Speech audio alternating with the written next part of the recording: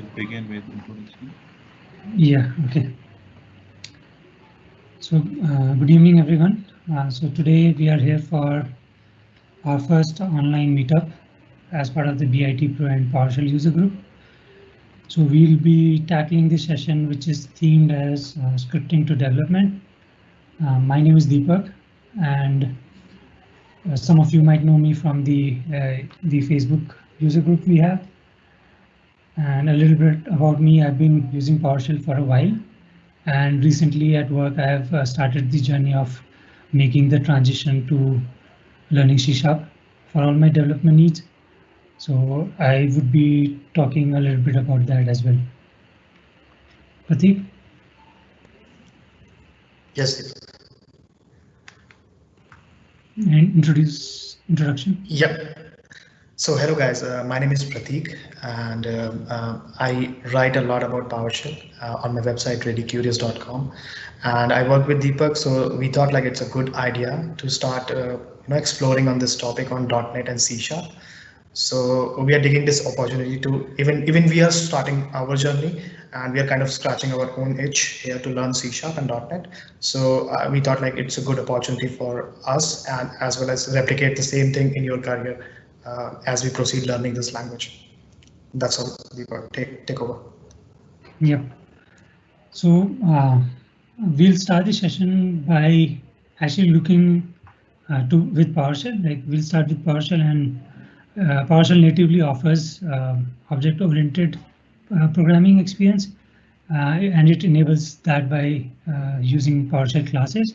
So we'll look at what classes are, and we'll get a little bit familiar with what are different members of a class, what we say when we mean a class, and what, like many of you might already know, PowerShell is actually .NET based, and it's an object-oriented shell.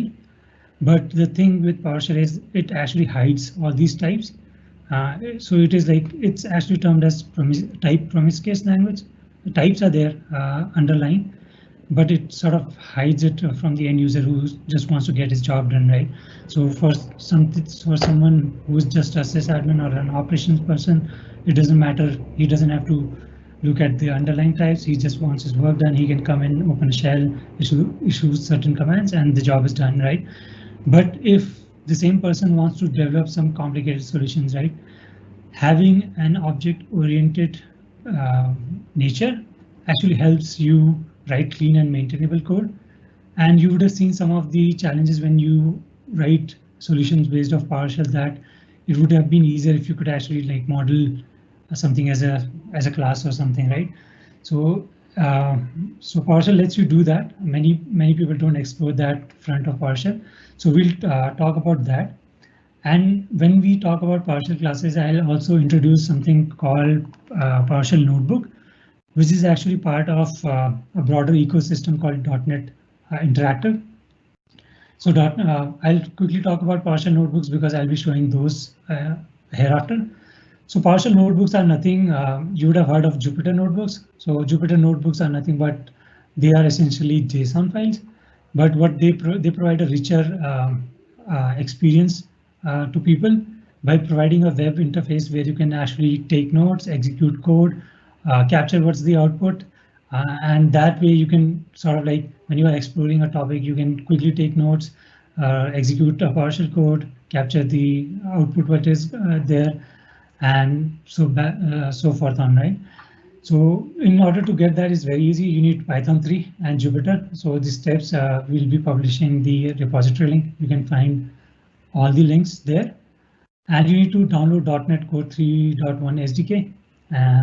Once that is done, you need to install a global tool with .NET. So .NET has this concept of global tools where it ships some useful utilities inbuilt. And using .NET ecosystem, you can run that utility, right? So for example, here I'm actually installing the .NET global tool to install that .NET interactive global tool, right? And once that is installed, once the interactive global tool is installed, we need to install the Jupyter kernel. So once the kernel is listed, if you actually run this, you'll see something like this. So I've already done this. So if I run this on my machine, you'll see that it lists out .NET C Sharp, .NET F Sharp, and .NET PowerShell as the available kernels on my machine. So this is basically which powers when you are writing code and executing it. And the only thing you need to do is after you have installed all the components, which is one-time job, whenever you want to use Jupyter Notebooks with PowerShell, you just need to run Jupyter Lab. So I've already run it here. So when you run Jupyter Lab, it actually gives you this output where it gives you a web URL link with a token, which you can click on it and it will drop you into a web browser of your choice. And the experience would be something like this. So you can click plus and like create button and it will tell you what kind of notebooks you want. So I can say Python, .NET C Sharp. There are a number of options, right? So what I've done is I selected .NET PowerShell, and if I click on it, that it just creates that. And there are like a lot of keyboard shortcuts and stuff. So if I want to just create a note using Markdown format, I can say notes. Say, this is my PowerShell notes, right? So in the past, you would have used something like start transcript.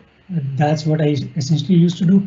Whenever I was exploring a topic, I would go into my PowerShell prompt and say, let's take note, and I would say start transcript, and I would say give it a path, say first day notes or something. .txt, and it will start logging everything. But in order for me to take any actual notes, I have to like put a comment character in at the very beginning. So let me do this. Let me not put it at the root. And suppose I'm actually exploring something. So I would take notes by putting a comment. This is a note, right? And suppose I'm executing something, it will actually capture the output as well. But it's plain text, right? So there's like, it doesn't give you many options, like other person has to just look at that file and figure out what's happening there, right?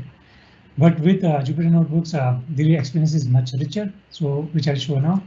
I can hit press enter and you will see that it gives you all the markdown rendering. By default, you are always in a, this is called a shell, cell. And cell, you can actually execute whatever you can do in PowerShell and say, it'll take some time. It actually uses the underlying PowerShell host to run everything and captures this.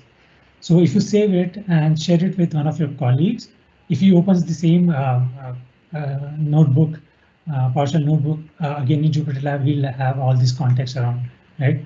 And this is a fantastic resource, right, when you are learning something, because you can share notes with teams. They can actually execute code, tinker with the code, see if everything's working, right? So there's the entire philosophy of doing operations with like Jupyter Notebooks. I'll not get into that, but certain teams try that, where instead of maintaining flat wikis, they maintain Jupyter Notebooks. So enough about notebooks in general. So this is a PowerShell notebook, right? So let's dive into PowerShell classes. So PowerShell, as I mentioned, is actually a type promiscuous language. It used to hide types, and up until PowerShell version 5, it wasn't like we weren't able to create types natively in PowerShell. So what we were forced to do for most of the time was get an object, and it would be like every object which you get in PowerShell, there's a type adapter system behind the scenes which actually wraps it inside something called a PS object. So if I look at a object, right, when you do a get member of any object, you get the native type being exposed, but there's also a adapter layer, a type adaptation layer, which actually wraps it inside so that it can actually work in PowerShell, right? But you can't create a native type here. So when I say native type, we need to actually go back and compare how does it differ, right? So in my current PowerShell experience, I've been only creating functions, and functions let me do my job. Why should I use classes or create new types, right? So writing functions is like is a different paradigm where it's actually derived from procedural programming. So procedural programming states that if you have a problem at your hand, you'll break it into procedures. So think of procedures as function, right? So for example, in an Azure in Azure context, right? If you want to stop a VM, you would immediately start thinking in terms of tasks you want to do, right, or procedures. So what would first thing would be log into Azure, right? So would be a command which you can execute, like add -az context, connect -az account. You'll do that, then you'll say get the VM. You get the VM using get-az VM, pass the required parameters, and then you stop the VM, right? So you are always thinking in terms of procedure. And functions are excellent for that, where you want someone to you want to give that native user experience, and people want to execute code and get sort of like get an interactive experience. Functions really excel there, right? And you shouldn't change that user experience, even if you have learned classes in PowerShell, right? So classes, where else, is actually for, you can think of it like not user facing when you're writing your tools. So classes enable us to practice object-oriented programming. So in object-oriented programming, the major difference is that instead of thinking about tasks, you start to think about objects, right? You start to think about modeling the system you want to like automate or you want to work with, right? So for example, VM, right? We are talking about VM. So VM is actually, you can think of VM as a class or think of it as a blueprint around which all of your things matter, right? For example, I was stopping a VM, I was getting a VM. So those are like behaviors on the type VM or that blueprint which I'm talking about, right? So essentially, bottom line is this: like if you are already using PowerShell, always expose functions or advanced functions which you are writing for your end users. But behind the scenes, the complicated logic of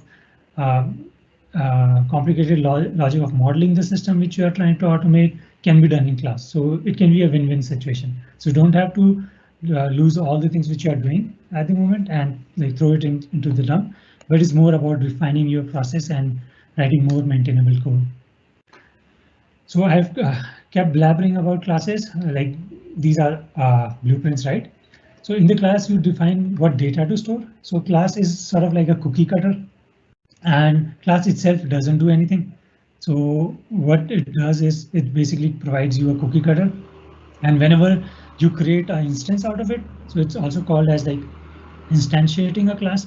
So whenever you instantiate a class, you are always guaranteed that that instance which you just created always adheres to your class. Like whatever your class you have written is actually an instantiation of that. So it'll have all the properties you have defined in it and all the actions or like methods on it, right?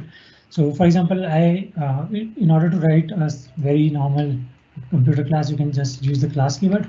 So I can show you how you would do that in a normal PowerShell or a VS Code. So you can write a test class and you can just say, and this would actually create the class for you, right? And what you can do is like you can create a new instance of this class using new, and I can run this guy. Right. So it executes this and it just creates a class, right? But what I'll be doing is like using a notebook here. So I'll execute this and you'll see that it actually executes and it creates a class, which it doesn't do anything, right? Because the class itself is not supposed to do anything. So it's when you actually instantiate a class. So if I run this guy, you'll see that you'll see if I run this, it actually creates an instance of the class, which is just empty, like it has nothing on it. So it's just empty class at the moment. So new this static method was added in PowerShell v5. Instead of using the old way of like new -object to create a instance of the class, you can use this, this guy is much faster and it's much easier to pass arguments to it. So new object, you would face some problems if it would require arrays, hash tables as arguments, so it was a little bit cryptic. So the PowerShell team added this static method on any new type which gets created. I think it's called extension method, which gets automatically created on everything, but don't worry about that. Just be aware that it's there. for you to instantiate any PowerShell class you write. So now through the whole presentation, I'll try to model a computer object, because I've been talking about computer objects for a while. So we can say and right here what I'm doing is like I have a class called computer, and it has a property. Property is like data. So it has a host name and an IP address associated with it.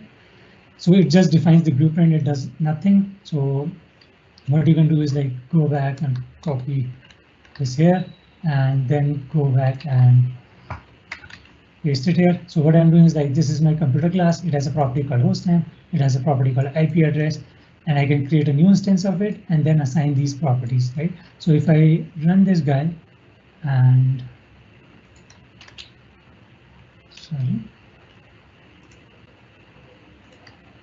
so it doesn't do anything. I need to computer and run it. You'll see that I get that object back, which has those properties in it. Right, so I have the object, and you could actually extend this same object the same way you were doing earlier by using add member. So you could add a node property and stuff. But remember, node property is like a sticky node, but these are like actual properties. Pratik will be talking about properties in a while. So these are like actual properties which are defined on a type explicitly. Right, so I've just created a computer class which has a hostname and IP address, and I can specify the hostname and IP address. Right now I am manually specifying this, but you can have like we'll talk about this. You can have an instantiation, like initialization logic, which can set this, but that's about it, right? So what we just did is like create a computer blueprint, a cookie cutter, created an instance out of it, set a hostname and property. It's not very useful, right? So, and you can say like if I contrast this with a function, right? So in function, you could actually take like these can be input, right? Your hostname and IP address for a function or a class. So what you can do is like you can typecast these properties, like the way we used to typecast our parameters in PowerShell. So if I actually do like function advanced, you know that I can say like I could decorate these guys and put a type here, which says, for example, hostname, right?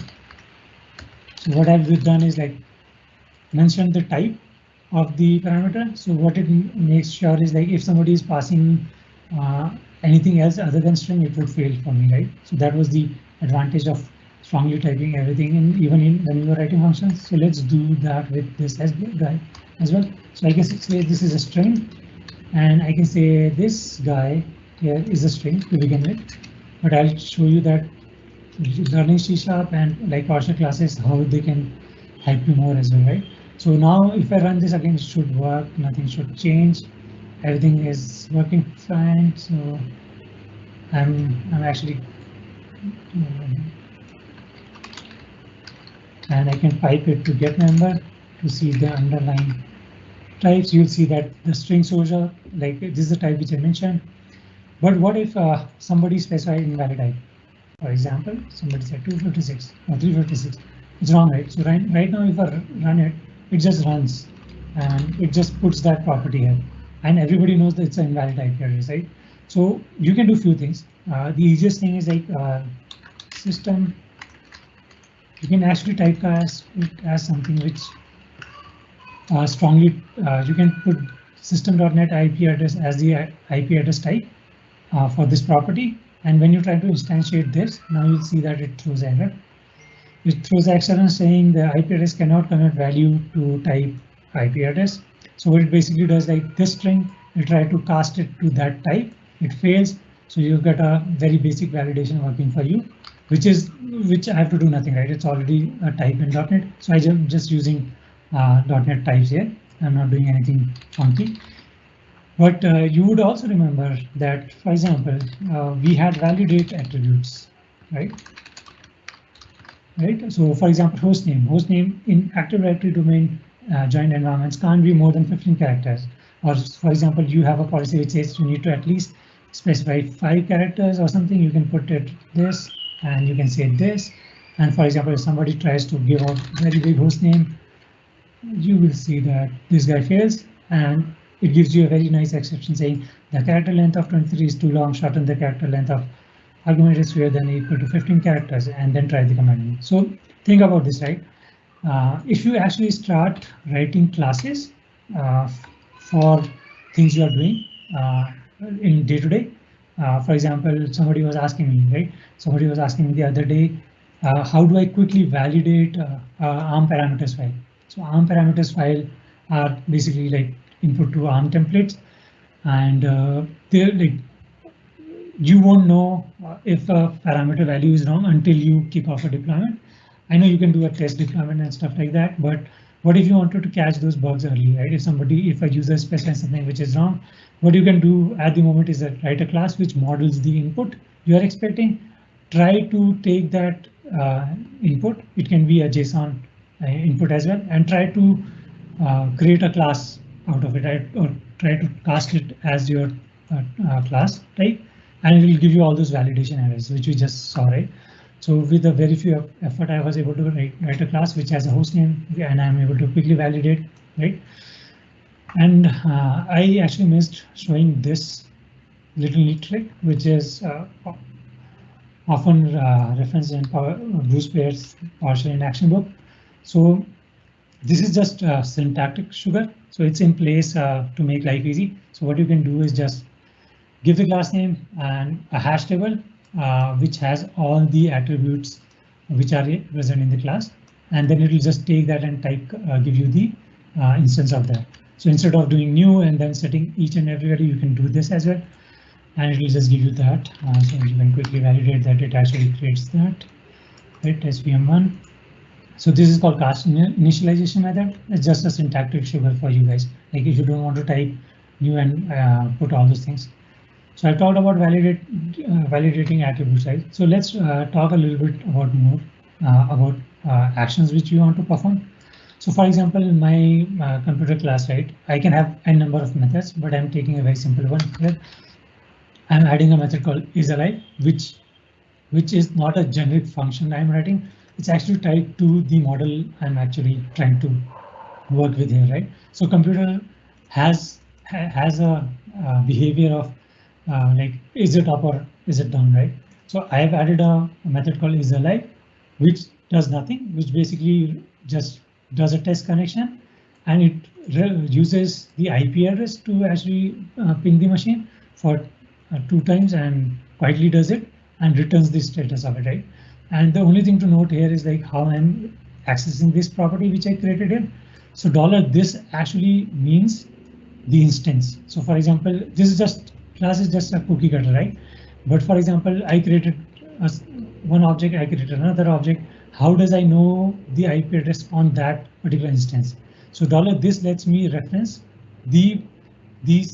that instance which where I'm running this piece of method, right? So return test connection, there's nothing, like I can just run this and you'll see right how it will fail.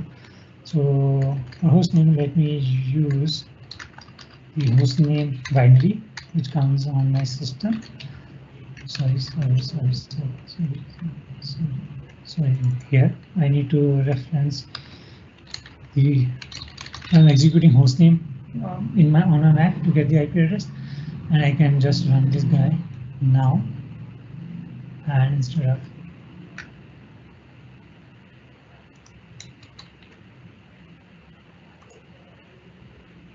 okay, so this is the issue with I think with the PowerShell console. I can need to close it and then run.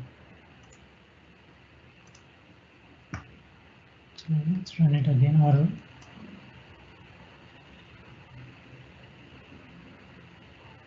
strange. Okay. Let me just click on host. So I think the host name is giving something bigger than the validation which I put. So let me run this. So you'll see that computer, the object which I just created, it can be anything. Like I'm just using localhost and 127.0.0.1 because I don't have any machine. But if I do a get member, you'll see that it has this method which I added to it, right? Apart from these basic ones which automatically are popping up there. So I can say computer is alive, I can say, and it will just do the job, return the bool value back to me. So think of how powerful this is, right? So you can actually add a method which generates an inventory, right? Or which adds a printer, or which starts a VM or stops a VM. So you can add behaviors to it, and that way it's very easy. Like whenever you're coming and modifying code, you know, okay, if I want to perform some, if I want to add a behavior to a computer class, I need to go and modify probably the computer class, right? So like in functions, it's a little bit difficult. You need to exactly see where the actual heavy lifting the code is doing. But yeah, so how we are doing on time? So I think I'm running a little bit over time. So let me quickly talk about constructors. So constructors are nothing but very similar to methods, but with a catch. So whatever is your class name, that is your constructor name. There's no return type. So this thing which I added earlier in my method is the type of object you'll get. And notice how we always use return keyword to return everything. So in functions, you would be doing like write output to write to output stream. But with classes, you always return something back using this keyword return. So you have to always use this. Otherwise, this will complain that you are not returning the value which you are specifying. If you don't have anything to return, you can put it as void, right? And the same thing, computer. This is very similar to a method, but it has the same name as the class, and it does not have any return type. And you can have like n number of arguments to it. And what it does is when you create the instance of this class, this is the first piece of thing which runs. So for example, if on the example here, I'm expecting a string fqdn as the input. And if the fqdn, so fqdn has to have the domain name inside it. If I'm doing a quick validation here, if the fqdn does not contain a dot character, I'm saying specify an fqdn with this vmname.domain.com, right? So I can quickly run this and show you how this would work. So I ran it and then I try to create this thing, and remember that I'm not specifying domain.com here. So I'm not specifying like a fqdn. So what will happen is like it will fail. You say you need to specify fqdn. So all the validation logic and stuff which you initialization logic you want to put when you're creating an instance of the class, you can put in a constructor. So I also talked a little bit about classes and a function. So I would say very simple example of this is like I can create a class which has all the properties and methods on it, which abstract all the things I want to do with that particular model, which in my case is a computer object. But I can keep the functions here. So for example, I have written a function here which is test computer alive. So for example, if I want to expose this functionality as part of a module I'm building, I would still come and add a function here, add a computer name, but behind the scenes I would still create a computer instance, because what happens is like when I do this and when I do this, computer call the constructor on this computer class, it gives me all the validation logic which is already there, right? So I don't have to redo, and I'm already using the validate attributes here. I'm also using a strongly typed class here, which provides less avenues of supplying some error-prone values to my code. So if I run this, let me first test this with a bogus value, let's say localhost, and I run this. See, it's still behind the scenes because it's backed by a class. It still has all that validation logic. And if I say give a very big name, domain.com, you'll see still it will fail because first. Okay, yeah, the character length of 22 argument is too long, shorten the character. This is stemming from that validate length attribute which I decorated the property with, and so back and forth. So all the good stuff, right? So let me wrap this up. Running a successful one. Oh, interesting.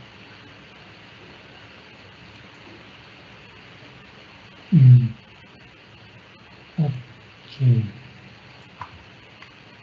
Okay, I think it's looking for something I know with the as usual with the demo, but that's the gist of it, right? So don't throw away functions which you are writing, but try to add more classes and in a while you'll see that your code actually becomes more maintainable.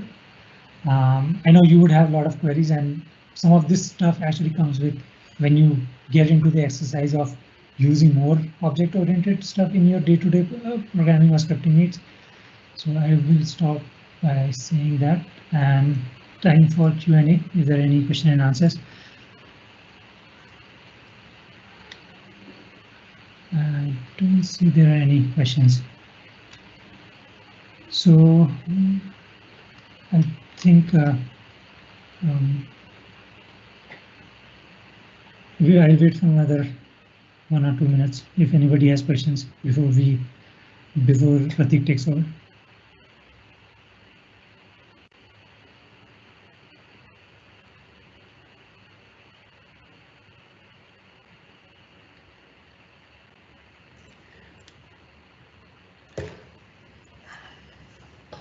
Hi Deepak, can you hear me? Yeah. Perfect. Thanks for that nice walkthrough through PowerShell classes, Deepak. It was really helpful. And I especially like that feature in Jupyter Notebook wherein you can see your PowerShell code syntax highlighted, and you can also run that code in the Jupyter Notebook. So that was really great. Thanks for that. Yep. I bet you have something more interesting. Yes, I'll try. Yep. So are there any questions yet? I don't think so, but people can put them in the chat window and I'll reply it there. So I'll not wait anymore and I'll begin with the presentation. Okay.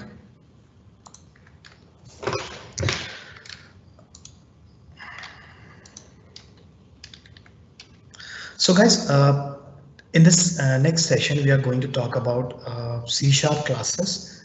This is just an introductory session and we would be covering just the basics. And the purpose of this session is mostly to bridge the learning and concept gap between PowerShell and C#.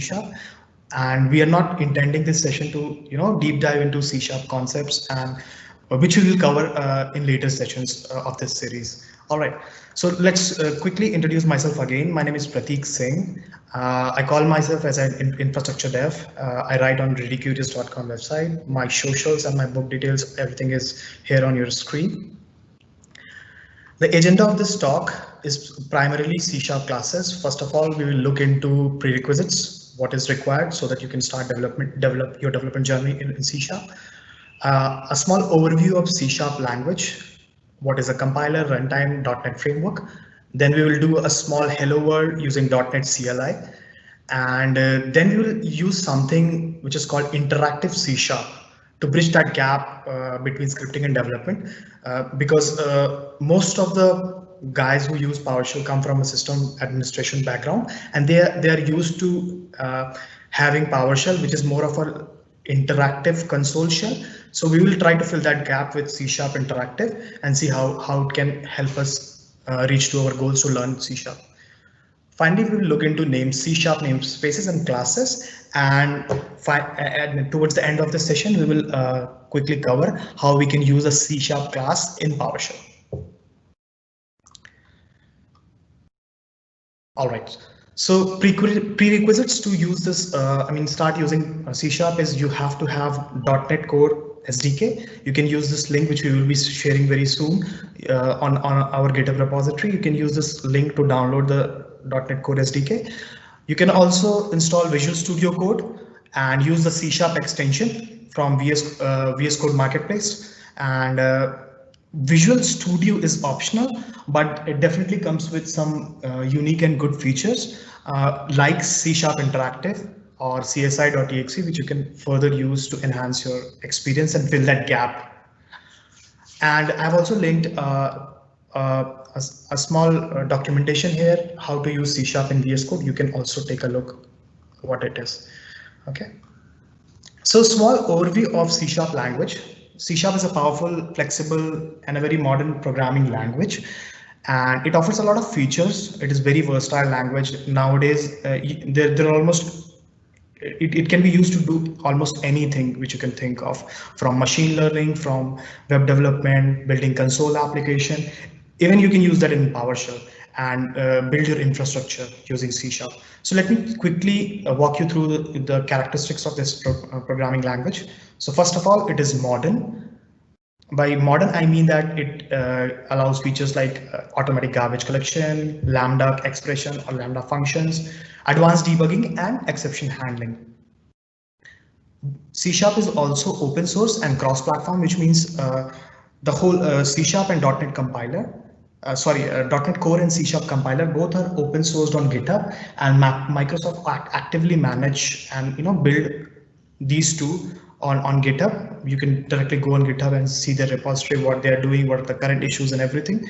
And since it's also a cross-platform, that means you can create applications which can run on Windows, Mac OS, and Linux. The most important feature here is object-oriented nature of C#. So since object-oriented programming came into the picture, you started to see features like inheritance, encapsulation, polymorphism, which we can discuss later in this session or maybe the next session, what these exact features are when we will deep dive further into C# and classes. Another important feature is type safety. So C# kind of enforces or limits you to not able to cast to any incompatible data types. So it places all the restrictions, so there is no bugs in your code, and you are not mistakenly running something which you're not intending to. All right. And the next point is modular. Modular means you can segregate your code into functions and classes to make them usable, and structure your project properly and neatly using the modular programming concepts. C# is also secure. You have access to all the .NET classes, which includes advanced encryption standard, which is AES, which is an algorithm to encrypt, and also the data protection API. These are the very popular algorithms which are used for security. And coming back to the final point, robust, versatile, and evolving. So C#, like I said before, it could be used to develop, Internet of Things. You can use C# as a language on your Raspberry Pi, or you can use it with cloud applications, database applications, and even Microsoft has introduced something called ML.NET, which is kind of a .NET based machine learning framework which you can use. So in that also you can use C# to run various functionalities and build your models which can further provide artificial intelligence applications. All right, so now we will talk something about compilers, runtime, and .NET framework. So the moment I start talking about C#, and if somebody is a system administrator, the first thing that they will come across is compilers, runtime, how to run this code, and things like that. So I have especially made this section to just walk you through what a compiler is, what is a runtime, and what is .NET framework. So when you start writing your C# program, so let's suppose the name of my program is firstprogram.cs. CS is the extension which we use for the C# files. So this is just a very high level programming language. So I can just write my code into a file with name firstprogram.cs. And when I run this file, what it will do, there is another program called C# compiler. And what the C# compiler does, it basically translates my high level programming language into an intermediate language or assembly. So now my program firstprogram.cs will be converted into firstprogram.exe or firstprogram.dll. Depends upon what is my project settings. Depending upon my project setting, it will automatically convert it into whatever output type I choose. But these are exe and dll are often the default types. So once the intermediate language is created, you have your exe and you have your dll. Still, your processor doesn't understand like what to do with this intermediate language.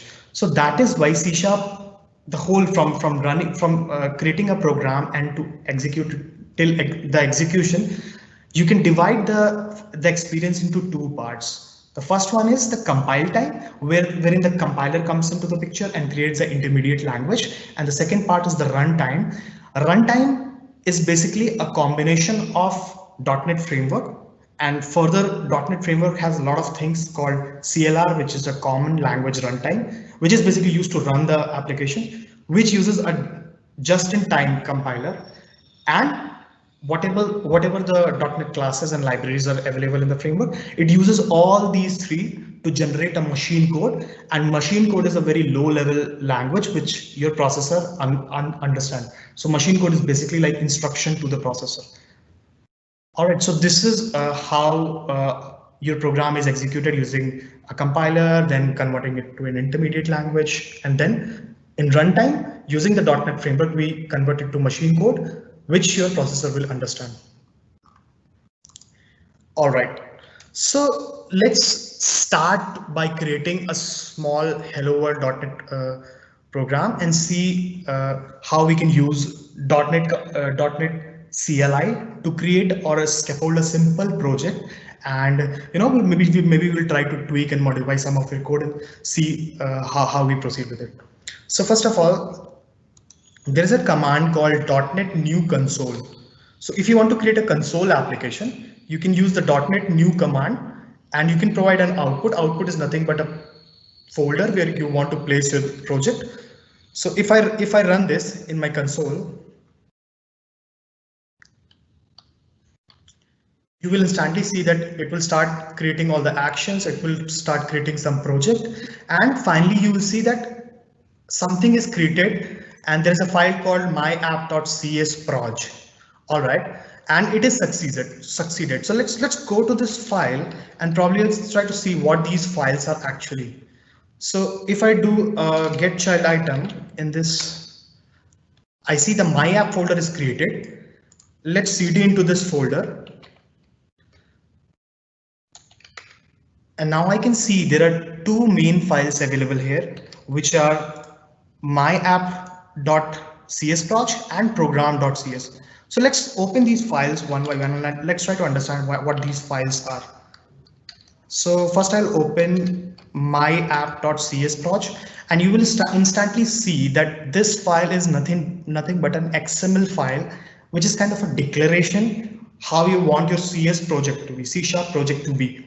So at the top, it mentions the SDK which we are using, which is the .NET Core SDK, and then it shows the target framework and the output type.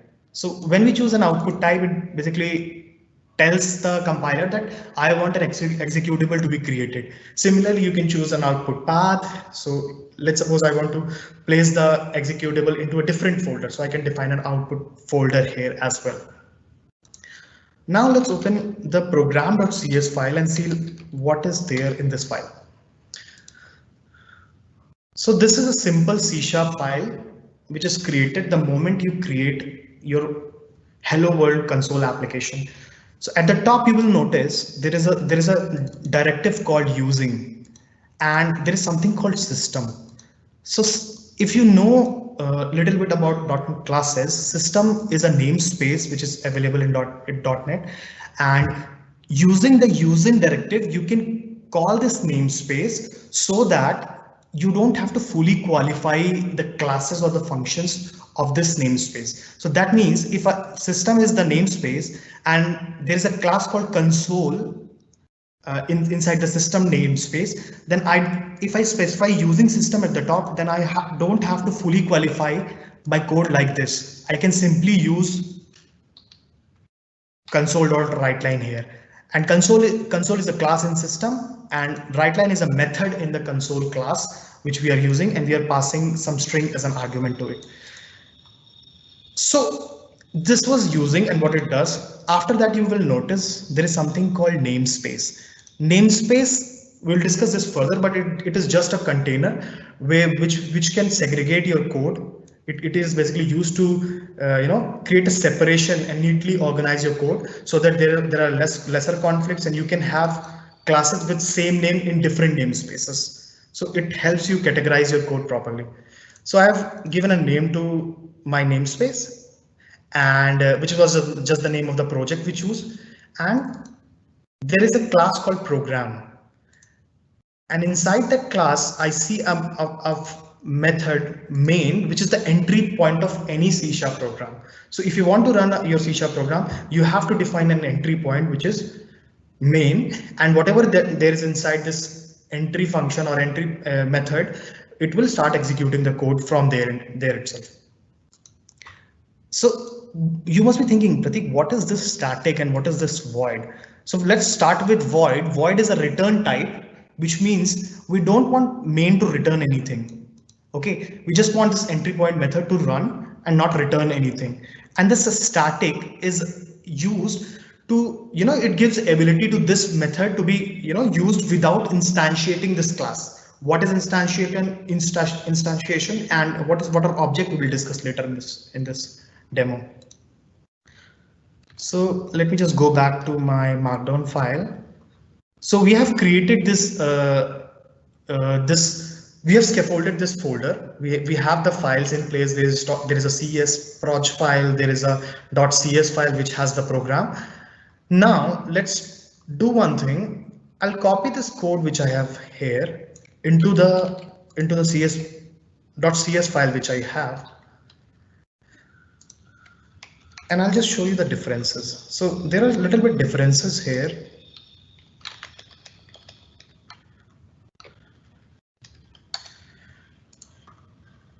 All right, so using directive is same, and you will notice the namespace. I have not touched anything. Namespace is again same, but I have mentioned public just before the class, and I've also mentioned public just before the void main function. So why I am using this? So I'll show you why I'm using this, but before that I have to remove this code from the top and save my file.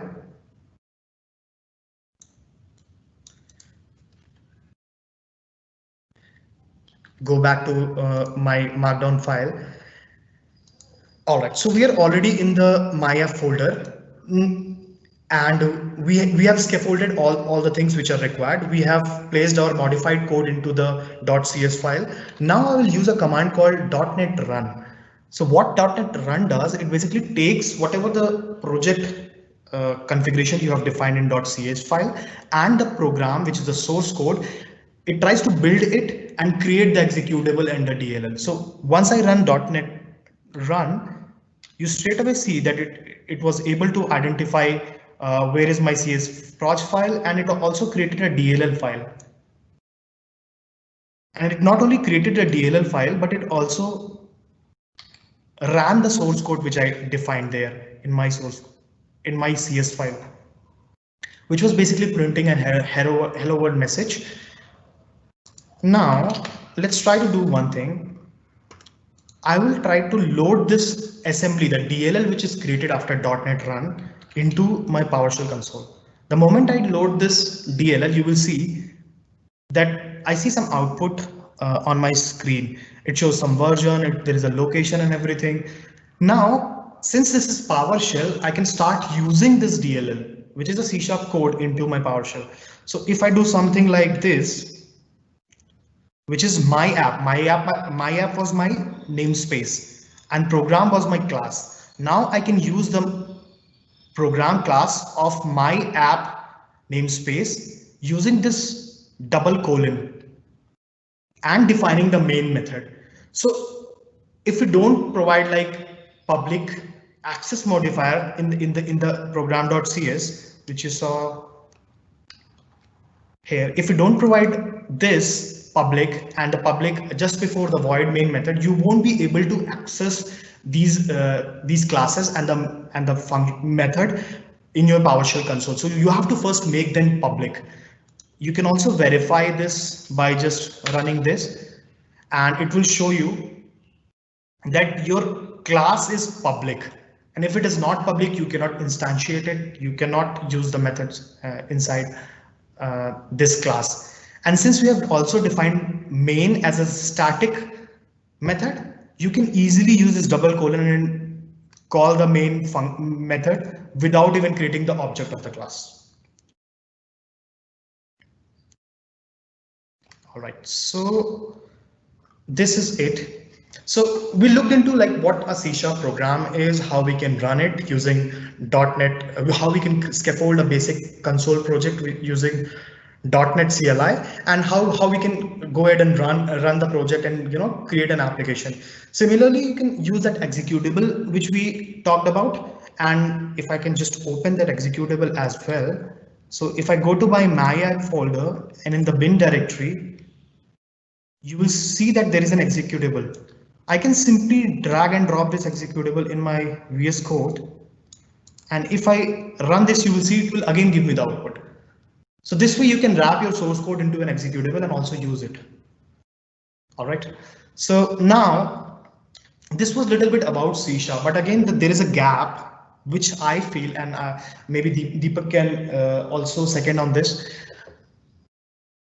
C# is not very interactive in nature. That means you have to first scaffold a project, you have to create your program.cs file, you have to have your CS proj file, and once you have everything, then you have to run it using .NET CLI to see the results, right? But there has to be a simpler way to use C# more interactively, so that we can play around and fiddle with the code and understand like how everything works. So that is why there are three things which I want to introduce you guys with.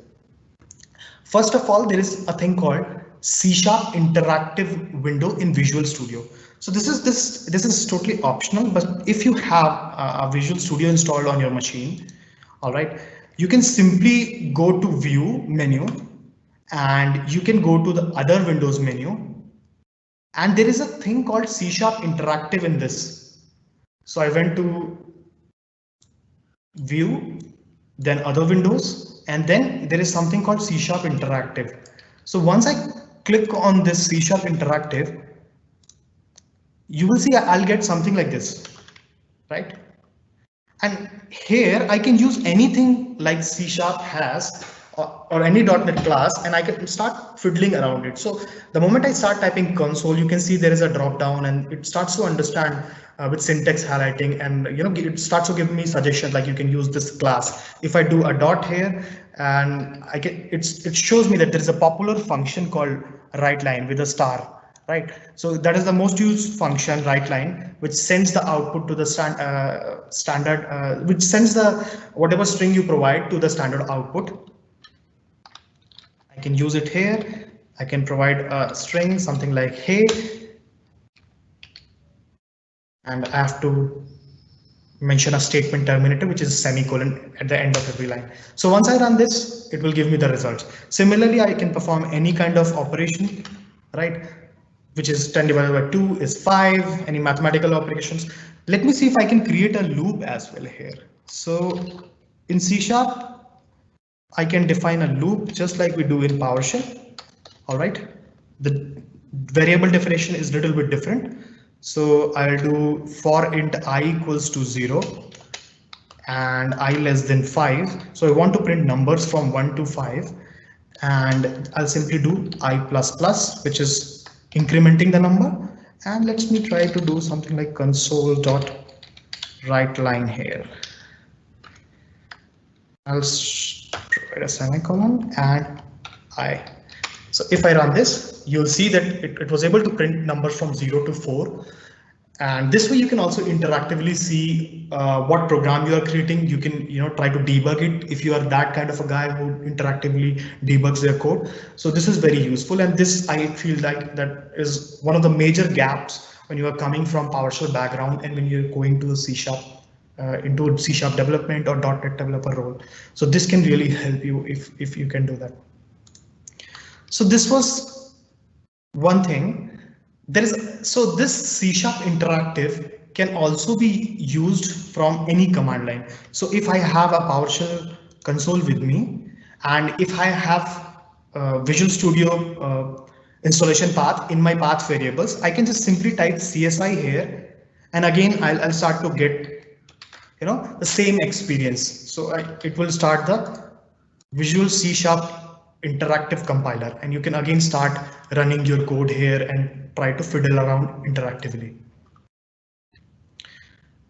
And the third point is one of my favorite features which we get. So there is a tool called .NET Scripts. So .NET provides some tools, and there's a global tool which is called .NET Script, which allows you to create C# scripts.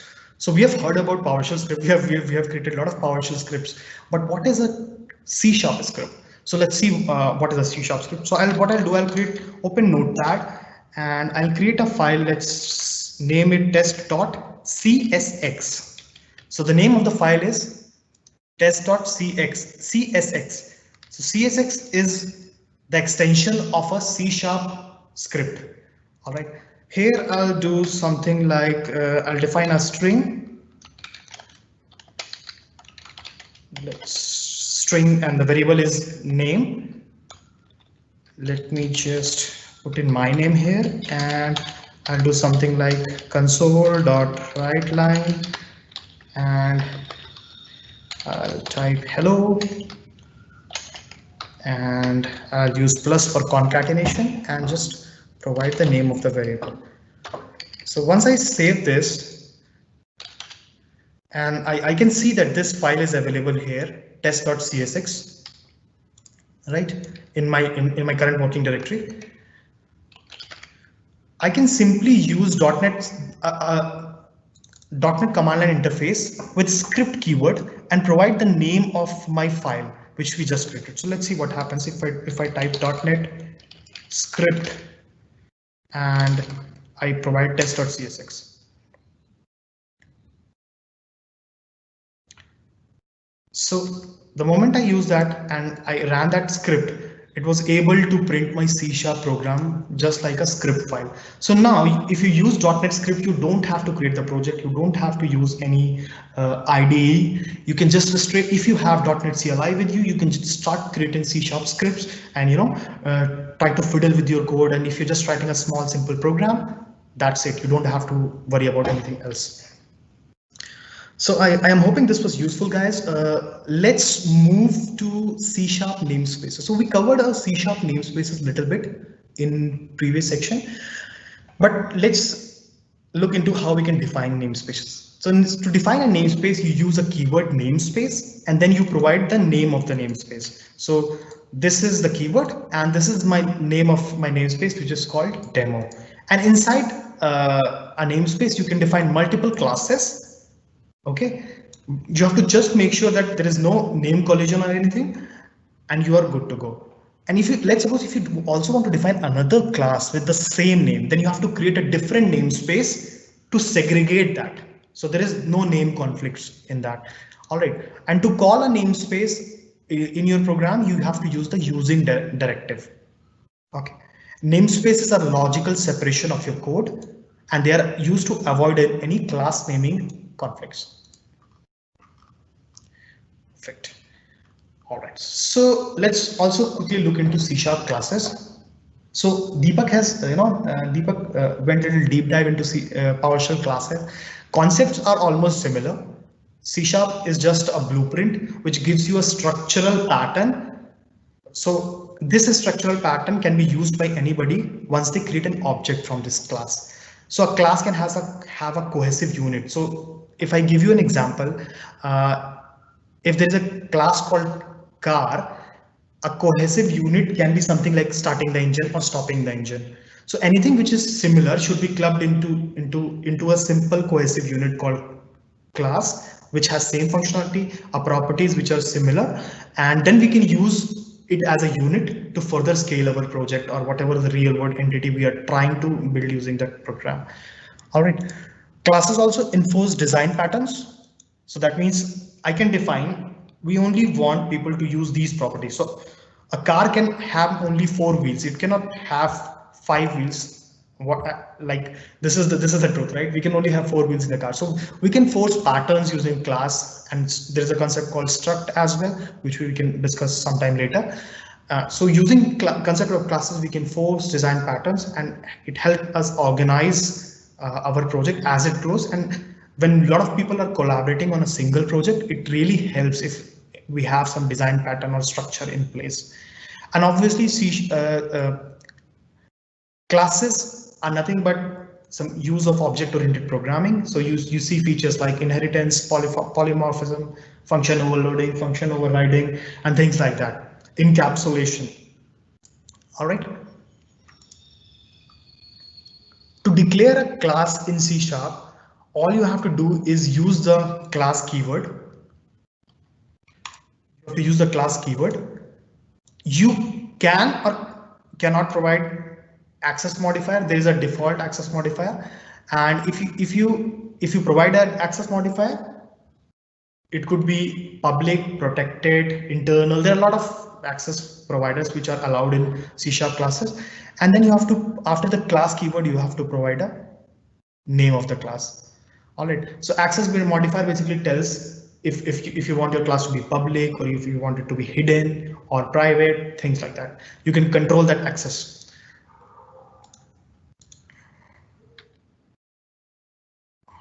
So I have this small example of a car class wherein I have made it public. This is the class car. I have used the class keyword and given the name car. You can see there are some properties. Properties are of string type and integer type. String is color. Color can be red. So I can make it default value. So if I provide an assignment operator and provided value here, it becomes a default property for this class. So anybody who instantiate this class, when the object is created, it will have this value by default. I can also specify the speed, which is the max speed miles per hour as a property. And then I have other things also called methods. So let's not confuse with functions and methods. We can go into the details what these are, but generally speaking, methods are functions which are used inside a class, and a function can be standalone function. All right. So in a class, a method can be something like starting the car or stopping the car. So these properties are characteristics. So if a car is the real world entity and the characteristic of a real world entity is color, so we can define that characteristic as properties. And if that real world entity can perform a functionality like starting and stopping the engine, we can use that functionality or function or method in a class like this. All right. So this is like just an overview of what is the big small structure of a class. All right. And these properties and methods are also called members of a class. OK, so like I defined, like method properties we can use access modifiers like private and public. We can use the properties, and if I use the assignment operator, that property becomes the default value. Similarly, I can define various methods which can be further used when the class is instantiated. So we talked about class is a blueprint. Now what to do with this blueprint? So what we can do is we can simply create an object of this class. To create an object of the class, we have to first define the name of the class. We use the new keyword. We provide the name of the class, and you see we also provide open and close parenthesis here, and obviously a semicolon, which is a statement terminator, and we assign this to an object. We name it anything, and then there is a type. So data type are also classes. All right, so we can use, since we are creating a class here and we are assigning it to a variable, this variable could be anything. So this class also has that a type, which is again the class type. So let's take this example. The example is just below. So if I use my car class and define an object Tesla, and I can easily, set a type car, because this is the car class, right? And this object would be created using this class. And then to access the members of this class, I can use the dot operator. You can see here, and properties are accessed here, and you can also access the functions or the methods using the dot operator like this. So let me just open a PowerShell console, and I already have PowerShell open with me. Let me just copy and paste this class here.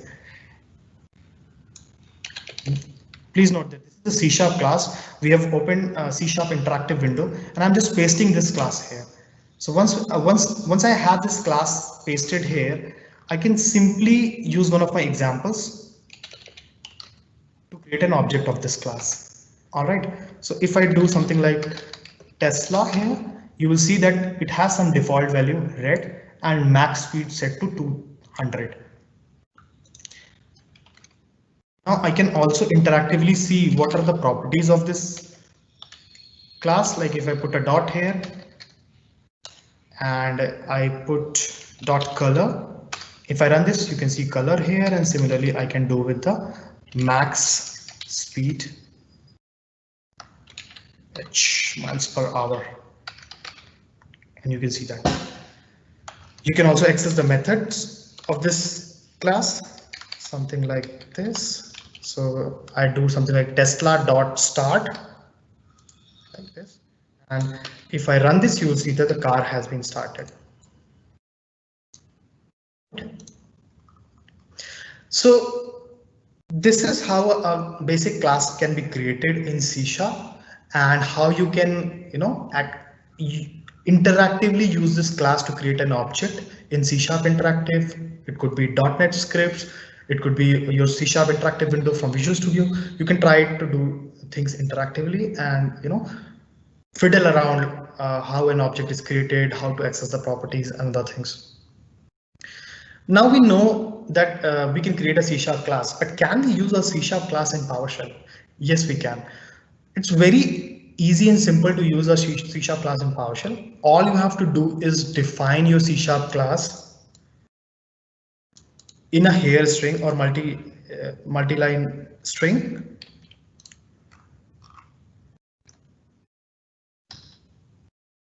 A multi-line string like this, and assign it to a variable which is $C# code for us.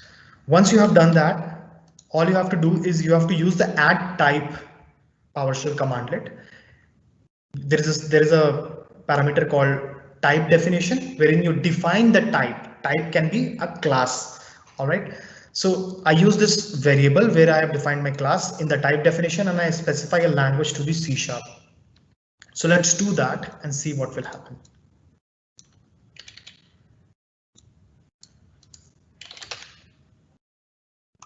So I defined a variable called C# code. Now I'll add the type definition here, and once I've added the type definition, I can try to access the class of my class C# class which I have just created above and added as a type. But when I try to run this, it throws an error. It says invalid operation, unable to find the program. So you must be thinking like, why I get this error, and I have already added this type. But you are missing one point. We have to also specify the namespace. So if you go above, we have defined a namespace here, which is hello world, and the program class is inside the hello world namespace. So when defining the class, we have to also define hello world dot program here, and then it would be able to identify it as a class. All right. So if a class is defined in a namespace, it cannot exist in separately. You have to use the namespace there. And now I have the static method, which is void here. I can simply use that method in my PowerShell console. And if I run it, you will see that hello world would be printed on my screen. All right. There is also an alternative to create objects in PowerShell. You can also use the new object commandlet, and then you can provide the namespace and the class separated by a dot operator to create the object of this class. All right. So finally, we have one more example here, which is a basic calculator which we have created. And we are going to create this calculator in C#, and then we would be using a here string and using this C# class into our PowerShell.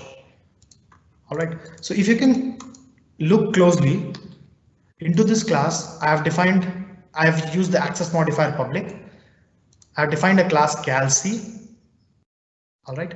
I have multiple methods here, which is again for addition, subtraction, multiplication. But I have used something different with the division method, which is I have defined a static property here. Okay. So what is the meaning of this static thing? When we define static to any of our properties or a method, then it means that property or method can be accessed without creating the object. So let's try to run this code and see if this is what it is supposed to do or not. So I'll copy this from here. I'll clean my console. I'll paste it here. All right. And I will again use add type to add this type definition into my current session. Now I can directly use the calc class because there is no namespace defined. And when I run this, you will see I did a division of 10 by 2 and I see the output 5. But when I try to use add method, the add method was the one. When I try to do a divide method, it will throw an error. Right? It throws an error. You cannot call a method on a null valued expression. And this is happening because I have specified static here. Okay, so to access this method, you have to use it a little bit differently, right? You can directly use it using double colon, but you cannot instantiate this method and then use it. Okay, so I think that's all, guys, for what I have in this session. And if anybody has any question, we could just take a look into them. And then we will have a small announcement of something.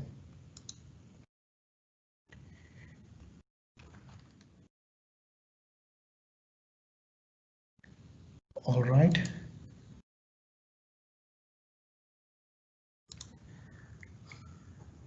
Deepak, do you want to add something which I missed, or maybe you have some inputs? So Pratik, I think the only thing I might have seen out of the way is like you were saying properties, but I think those are fields, right? In C#. Yes. Yes. Yeah, so guys, don't worry, we are learning as well. So the whole intent of this is like we are in that journey where we are transitioning to learning C#. Like we have written a lot of PowerShell, but we think, okay, probably this is the time to make that switch.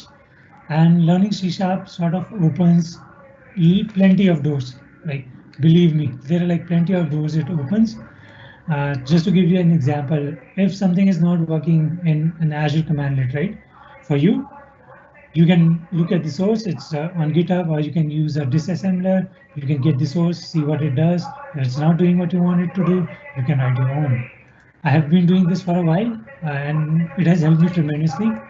Yeah, so there are plenty of examples.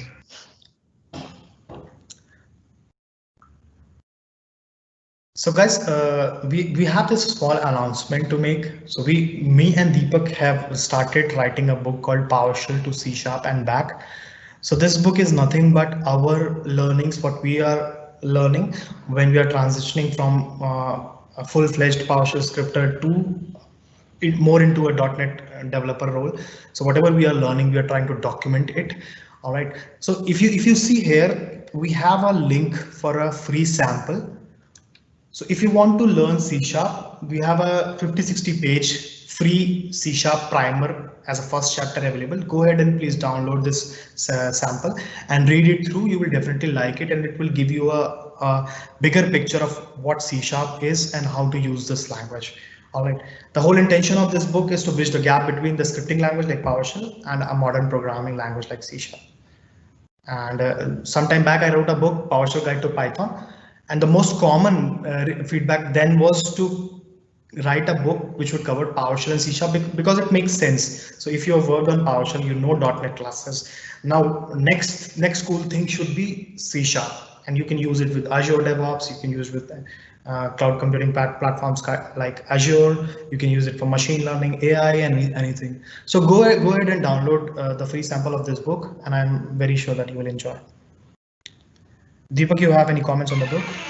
Yeah, so this book is not something which you'll see like a C# primer kind of a book.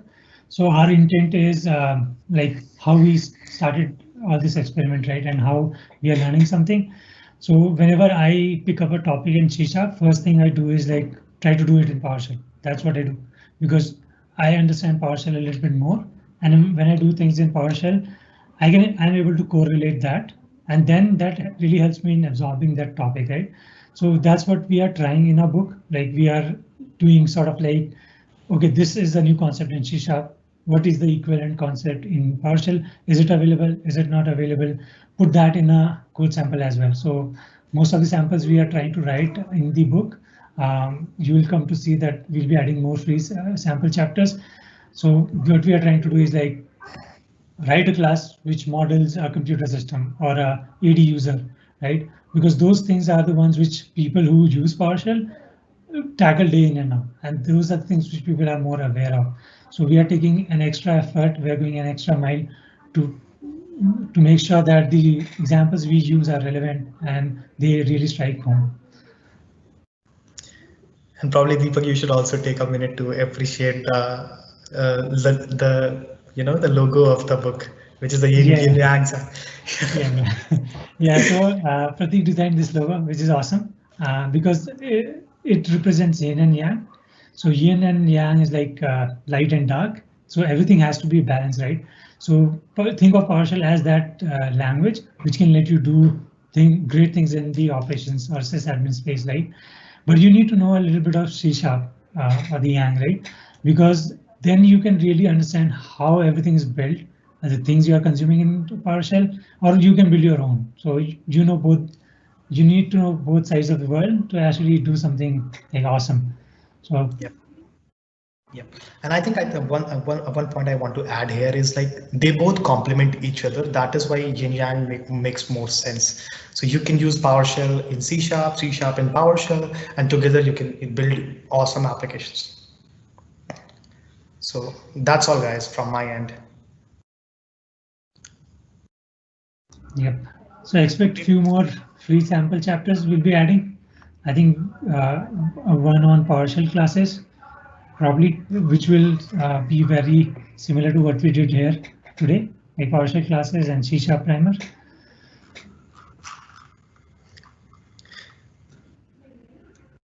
So the C# primer we have covers everything, basics of everything, like the programming language elements, whatever we discussed, what are program assemblies, namespaces, and conditional statements, how to define classes, array, objects, everything. And you also have some key pointer exercises, summaries, exception handling also defined in the free chapter.